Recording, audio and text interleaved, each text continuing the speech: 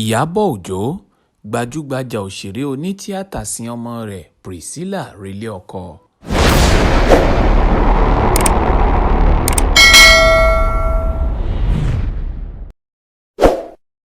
Ọmọ orílẹ̀-èdè Tanzania ló fẹ́. Ìròyìn ìdùnnú ńlá gbáà ló jẹ́ nígbà tí ọ̀rọ̀ dìgbòrò wípé Priscilla ọmọ Iyabọ Ojo ti relé ọkọ o. Gẹ́lẹ́ bí màmá ẹ̀, Odù ni Priscilla jẹ́ láàrin ìlú, pàápàá jùlọ láàrin àwọn èwe ìwòyí tá a mọ̀ sí Gen Z. Ojú tó pawó ni Priscilla jẹ́ o. Òun gan la ò bá máa pè ní ọmọjọmọ́mì tí ìrísí tó ń ti ìwà ló fi jọ̀yà ẹ̀. Ṣé wọn kúkú ní ọmọ òní bá ìpèlé ìyá ẹ̀ kó ṣe aṣọ dá o.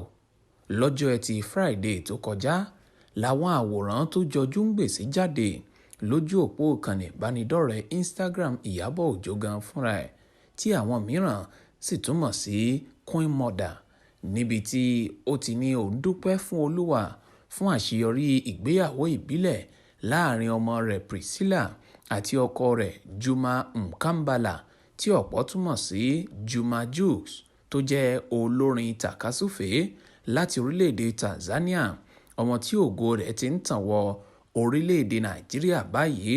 Kódà láti ṣàmì bó ti tẹ́wọ́ gba àṣà ilẹ̀ yìí, ó pe àkọlé ọ̀kan nínú àwọn orin rẹ̀ ní Olólùfẹ́. Kò tán síbẹ̀ o, ìgbéyàwó yìí ó kúrò ní ìsopọ̀ ọkọ àti aya nìkan o. Àṣà méjì láti orílẹ̀-èdè ọ̀tọ̀ọ̀tọ̀ ló pàdé pẹ̀lú ìfẹ́ àti ọ̀yàyà.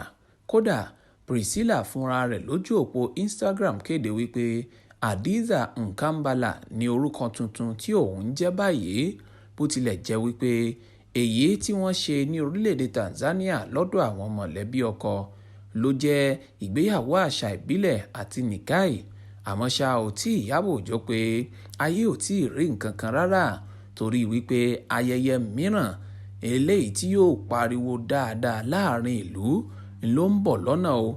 Làwọn òṣèré ẹgbẹ́ rẹ̀ bíi Fúnkẹ́ Akíndélé, Tóyìn Abraham, Blessing Nkechi àti bẹ́ẹ̀ bẹ́ẹ̀ lọ wọ́n bá ń kí i kú oríire wípé àwọn ò lè mára dúró de ayẹyẹ ńlá bíi mẹ́rin ọ̀tọ̀ọ̀tọ̀ tó tún kù lẹ́yìn nínú ètò ìgbéyàwó náà.